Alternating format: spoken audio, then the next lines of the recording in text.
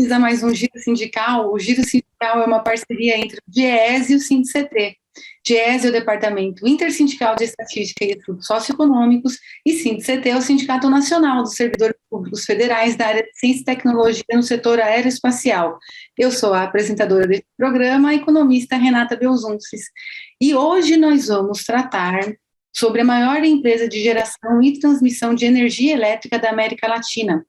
Ela que é responsável por 30% de toda a geração de energia brasileira, detém 41% das linhas de transmissão por onde trafegam 70% de toda a energia distribuída no nosso país, um país de dimensões continentais. Hoje, essa empresa está na mira da privatização por meio do projeto de lei número 14.182 de 2021.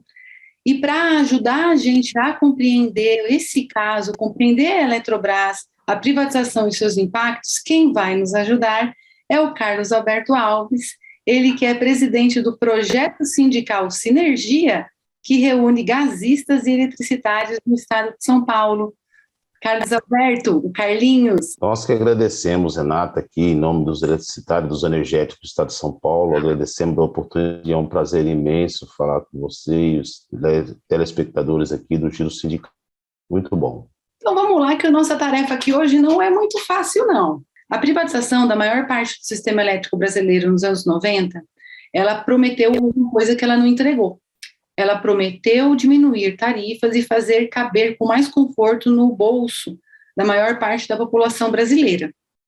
Agora, a joia da coroa do nosso sistema elétrico, que é a Eletrobras, está na mira da privatização. Carlinhos, a gente viu que no desenho da privatização acontece uma coisa bastante estranha, que é uma energia que já está amortizada, que são usinas que já se pagaram, porque são usinas que já estão operando há algum tempo, e que estão gerando energia a preço de custo a partir das reformas do sistema elétrico de 2013.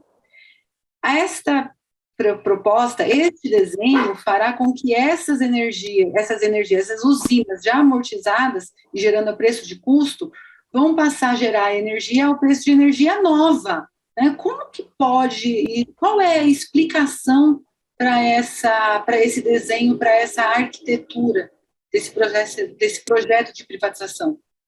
A conta não fecha, né, Renata? Por que a conta não fecha? Justamente por isso. Você tem hoje, desde agosto de 2013, uma situação de cotas, né? A energia das usinas amortizadas, elas são vendidas mais baratas, e agora, com o processo de privatização, uma das primeiras coisas que está sendo proposto é acabar as cotas. Isso porque os investidores são rentistas. O mesmo cara que é dono do banco, ele é dono da termoelétrica, e a proposta é essa de descotizar as usinas, ou seja, tudo isso para que a rentabilidade dos investidores que porventura venham a comprar sejam enormes. Com a privatização, a gente já viu que por conta desse fim do sistema de cotas, os preços vão subir, necessariamente vão subir, porque eu não vou mais vender energia a preço de custo, eu descotizei, esse é o nome, para que a energia que vai entrar dessas usinas que já foram pagas, elas vão entrar com valor de usina nova, gerando mais rentabilidade para os compradores. É um atrativo, né, para os compradores. Então, a gente já viu que os preços não têm mesmo como cumprir a promessa. Os preços afetam todo mundo, mas tem um grupo que também foi muito afetado pelas privatizações dos anos 90, que foram os trabalhadores do sistema elétrico brasileiro. O que as lições aprendidas daquela época trazem de exemplos para não serem seguidos hoje com o processo de privatização da Eletrobras? No caso dos trabalhadores, nós já denunciávamos isso, que, primeiro, a energia, que é um bem social, que é um bem... é um serviço essencial à sociedade, ela não melhora, e a gente já sabia disso.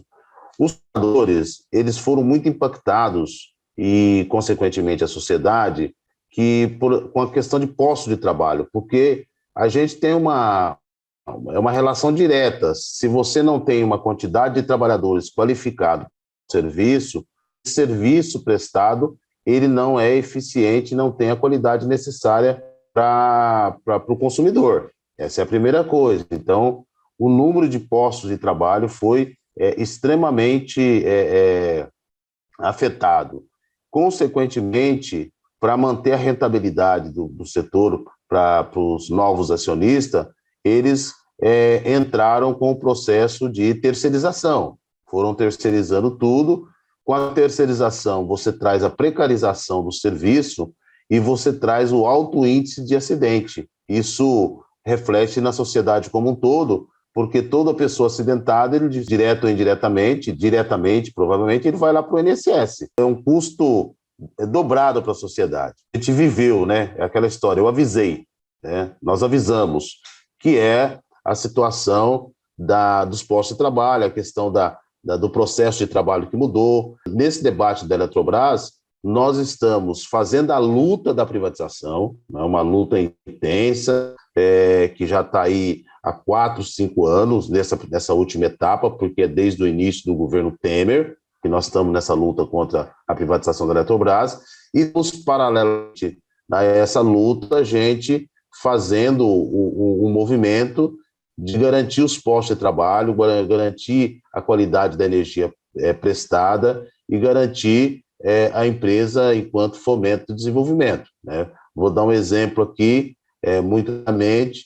Todas as propostas via ANEEL, que é a Agência Nacional de Energia Elétrica, ou do próprio Ministério de Minas e Energia, nenhuma dessas propostas, eles imputam a responsabilidade à empresa para tentar cobrir qualquer déficit que existe, para que a tarifa não sofra o impacto, por exemplo, de uma crise hídrica ou coisa do tipo. Ou seja, todo o custo da energia vem para as costas do consumidor. É o melhor negócio do mundo. Você não tem ônus nenhum e só tem renda. E a gente vai parar para um intervalinho e o Giro Sindical volta já.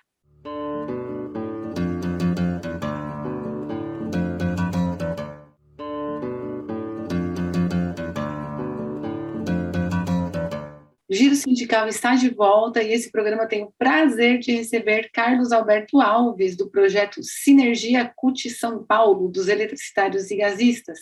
Estamos discutindo aqui a privatização da Eletrobras, que está na pauta pelo projeto de lei número 14.182 de 2021. Voltando para como as privatizações são vendidas no país, nós temos que elas são vendidas pelo preço, pela tarifa, pela promessa de um serviço mais barato, mas também pela promessa de um serviço mais eficiente e com mais eficiência econômica também para as empresas. Vamos lembrar aqui juntos, em 2020, o estado do Pará ficou dias sem energia elétrica, deixando 800 mil pessoas no escuro. Quem restabeleceu o serviço foi a Eletronorte, uma subsidiária da Eletrobras, corrigindo um erro que aconteceu no sistema de transmissão por um erro, uma falha de agentes que operam de forma privada. Ou seja, a Eletrobras consertou um erro que foi cometido por um agente privado. Carlinhos, é razoável dizer que hoje a Eletrobras ela é ineficiente? E ainda, ela tem recebido investimentos? Ou ela entrou naquele velho processo costumeiro de que há uma falta de investimentos, cessam os investimentos para preparar as empresas para a privatização e aí elas não atingem o seu ótimo operacional? Qual é a situação, ao seu ver, da Eletrobras? A Eletrobras é uma empresa muito eficiente, graças ao conjunto de trabalhadores dessa empresa, é o know-how que ela adquiriu nesses quase 60 anos de existência, então totalmente eficiente. E é uma empresa que ela preocupa os governos neoliberais. Por quê? Porque eles deixam de fazer investimento na empresa para precarizar a empresa e a própria sociedade pedir a privatização, mas mesmo nessas condições, a empresa consegue dar lucro, né, e um lucro considerável, né, mesmo nessas condições, e mesmo nessas condições a empresa continua sendo bastante eficiente. Se você andar pelo Brasil afora, você vê os serviços sociais que foram feitos e são feitos pela Eletrobras nesses rincões do Brasil afora. Que o setor privado ele não tem interesse de levar energia em nenhum dos lugares. Ele pode levar energia numa grande empresa, mas numa comunidade quilombola, numa região que está sendo urbanizada, numa favela, eles não vão levar energia nesses lugares, numa pequena propriedade, num assentamento, de jeito nenhum. O governo Lula criou Luz para Todos, que fez chegar energia em diversos locais que jamais teria energia em outras situações, e esse foi um papel fundamental da Eletrobras. Isso prova a eficiência e o papel da empresa, o papel social que a empresa tem. No último dia 15 de fevereiro, o Tribunal de Contas da União ele aprovou a primeira fase dos estudos técnicos para a privatização. Naquele momento, um dos juízes, o ministro Vital do Rego, apontou erros que levam o valor de outorga da Eletrobras de 23,3 bilhões para 57,2 bilhões, ou seja, uma diferença na casa de 35 bilhões e uma diferença que é maior daquele preço que o governo está fixando, está oferecendo para a privatização. Mais uma vez, parece que as nossas empresas estão sendo entregues a preço de bananas, como foram também na década de 90. Você considera que a Eletrobras, com esses valores, ela está sendo subavaliada pelo governo? E se está, por que, na sua opinião, isso acontece? É uma característica dos governantes no Brasil, em sua grande maioria. Se você pegar aí nos últimos 30 anos, mas tirando aí os governos democrático popular, os demais governos foram um governo entreguista.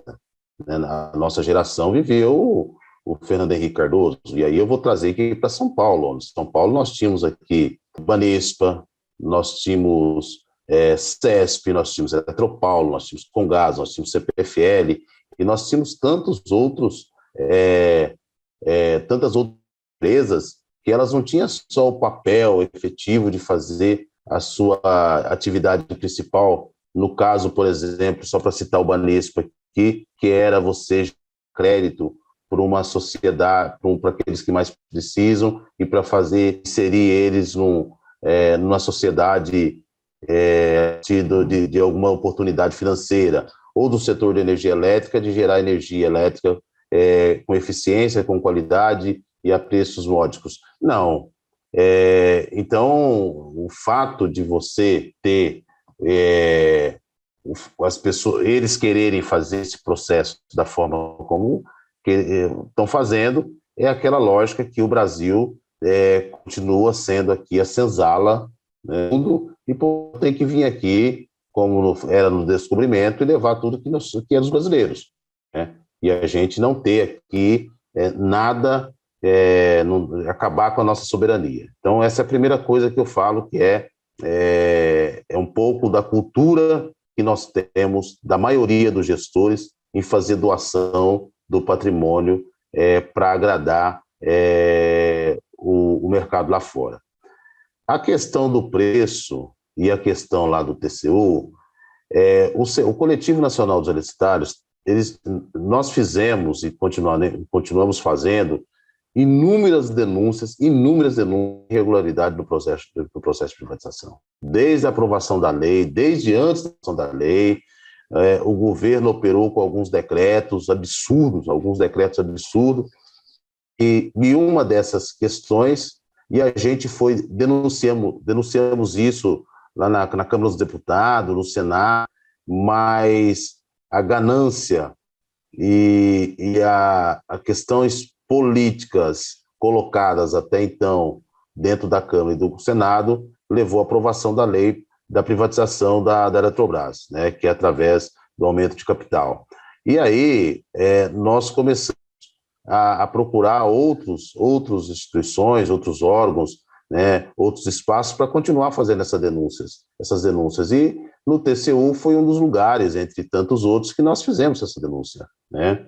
E é claro que a decisão do ministro não foi só por denúncia dos trabalhadores, mas é porque você consegue enxergar a olho nu os erros que está tendo no processo de privatização, subavaliando a empresa. Portanto, a Eletrobras ela é uma empresa que hoje ela valeria, segundo o mercado, né, vale mais de 100 bilhões de reais e está sendo vendido, mesmo com essa observação do TCU, sai de 23 e vai para aí próximo de 60 bilhões. A CPFL aqui em São Paulo, ela foi vendida em 97 por 3 bilhões e alguma coisa. Grande parte desse dinheiro foi através do BNDES, né, com financiamento a longo prazo, podendo você abater imposto de renda toda que você fizesse incorporação,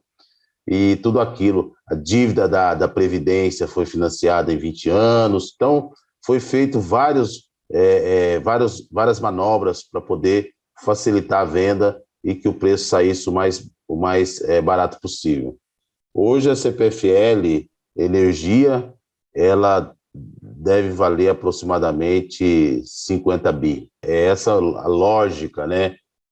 Você vende para o setor privado e vende a ideia que o privado é um melhor gestor do que o público. Não é verdadeiro isso. A Eletrobras está sendo vendida, está sendo doada, ela não está sendo vendida, ela está sendo doada para o capital estrangeiro. O Giro Sindical faz um intervalinho e volta já.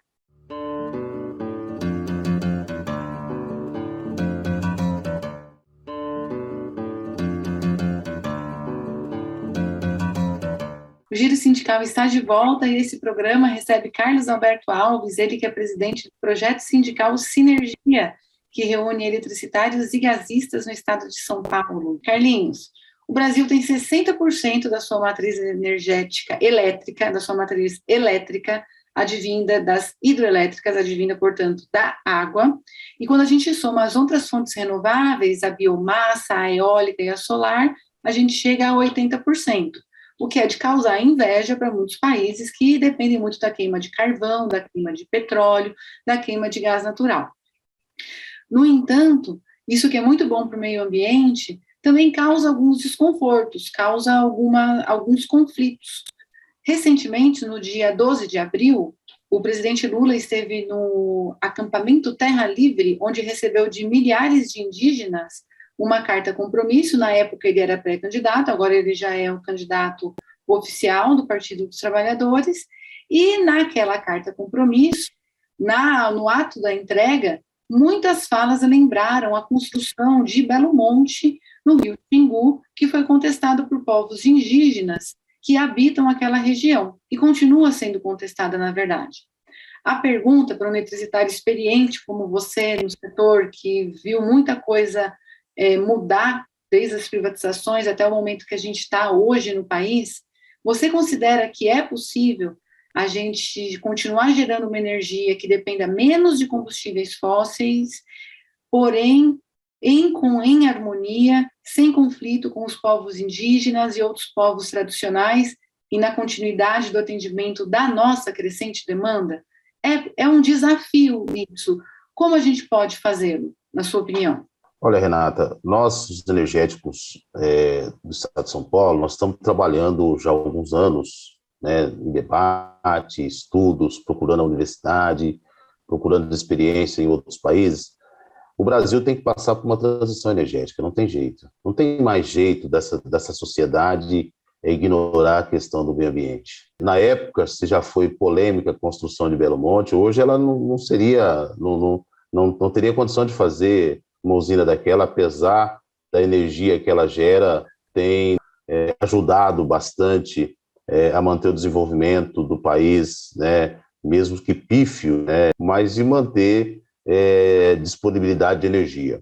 Mas hoje Belo Monte não cabe mais, não pode caber na nossa cabeça, não é questão só dos indígenas protestarem. A sociedade tem que protestar com isso, porque eu acho que é possível. Agora, é uma decisão política também, né, de você fazer uma transição energética, de você gerar com mais eólica, com mais solar, que você possa não ampliar as hídricas, porque a ampliação das hídricas, hoje, o impacto ambiental é muito grande. Então, nós temos que preservar o meio ambiente. Então, e nós estamos nessa discussão exatamente isso, a nossa discussão que estamos fazendo geração de energia com preservação 100% do meio ambiente. Então, nós temos que, a sociedade brasileira, para a próxima geração, tem que estar gerando energia muito mais limpa e preservando o meio ambiente. Não é só, tá certo que você fala assim, tudo é meio ambiente, mas uma coisa é você preservar o meio ambiente, outra coisa é você também gerar energia limpa. Vou dar um exemplo da termoelétrica. Termoelétrica, você constrói uma termoelétrica que é movida a gás natural, um exemplo, a movida a gás natural, o impacto dela é muito menor do que uma termoelétrica a carvão ou coisa do tipo. Mas quando você pega o dejeto dela, que é a refrigeração, a água que sai depois de passar pelas turbinas, ela normalmente cai no rio e essa água tende a matar todos os peixes e todas as espécies vivas daquele pedaço, né? Então, assim, não dá mais. Ou você faz um processo de transição energética que você inclua nisso a responsabilidade política dos governantes que estão se propondo a assumir o nosso país junto com o restante do mundo, para que a gente possa ter um país com energia mais limpa, com um meio ambiente preservado e com modicidade, porque a energia limpa ela gera modicidade também. Vamos imaginar que todas as hidrelétricas ela têm um impacto ambiental, todas, tá? Você privatiza, ao você privatizar, você acaba privatizando a água também. Quem conhece, por exemplo, Furnas, os lagos de Furnas, sabe o que nós estamos falando, porque muitos investidores poderão e estão interessados não na energia gerada propriamente dita, é que nós vamos ter, nas próximas décadas, uma disputa muito doce e o cara vai ter um lago para ele explorar, apesar da legislação hoje não permite totalmente, mas a flexibilização da legislação através do lobby das empresas é muito grande e a próxima geração poderá conviver com isso. Sobre as perspectivas desse ano para a finalização do processo de privatização da Eletrobras e a luta que está ocorrendo para que não seja efetivado. Qual tem sido as estratégias de luta para que isso não ocorra, para que a gente consiga impedir, nem que seja no apagar das luzes, né, desse ano, a gente terminar com a Eletrobras ainda para o povo brasileiro, com o povo brasileiro? Renata, nós estamos fazendo várias frentes de atuação. Primeiro, para barrar essa selvageria e esse absurdo que é a doação da Eletrobras. O primeiro, na questão da área de comunicação, de dialogar com a sociedade e inserir a sociedade nesse debate, o tamanho do prejuízo para o país enquanto soberania e para a sociedade como um todo enquanto tarifa de energia, que vai aumentar assustadoramente. Segundo, nós estamos pelo caminho jurídico, você tentar, através da justiça, impedir o processo de privatização. E terceiro, é o caminho político, que é você subsidiar os deputados, você convencê-los deles a entrar nessa briga, apesar que o processo já passou lá na Câmara e no Senado. Então, eles têm essa possibilidade de fazer essa intervenção ainda enquanto a voz do povo, né, entre parênteses. Então, essas questões nós estamos levando, por exemplo, no caso da comunicação, nós estamos com o site Energia, Salva Energia, né? E nesse site a gente encontra todas as informações das lutas dos trabalhadores e das trabalhadoras contra o processo de privatização. Dia 18, agora no TCU, tem volta à pauta a questão da deliberação dos ministros em relação à terceira e última etapa dessa questão, e a gente está aqui na expectativa que a gente vá conseguir barrar o processo de privatização, porque seria um absurdo colocar uma empresa desse porte, desse tamanho, com essa responsabilidade social que tem a Eletrobras, com tantas irregularidades que estão sendo cometidas, num processo de privatização. A tarifa, se nós estamos falando de uma tarifa de quarta ou quinta tarifa mais cara do mundo, nós seremos a primeira. Com o processo de privatização, reconhecida, inclusive, pela ANEEL, né, com essa descotização e tudo mais, com a criação daquelas termoelétricas que vão gerar um custo de 5 bilhões desnecessariamente para a sociedade na conta de energia, né, até 2032, 33, 52 bilhões de reais. A privatização, eu acredito que a gente consiga barrar o processo de privatização, que será não a vitória dos trabalhadores da Eletrobras, mas da sociedade brasileira como um todo. Um beijo para todos os companheiros gasistas e eletricitários do estado de São Paulo, e a gente fica por aqui. Seguimos.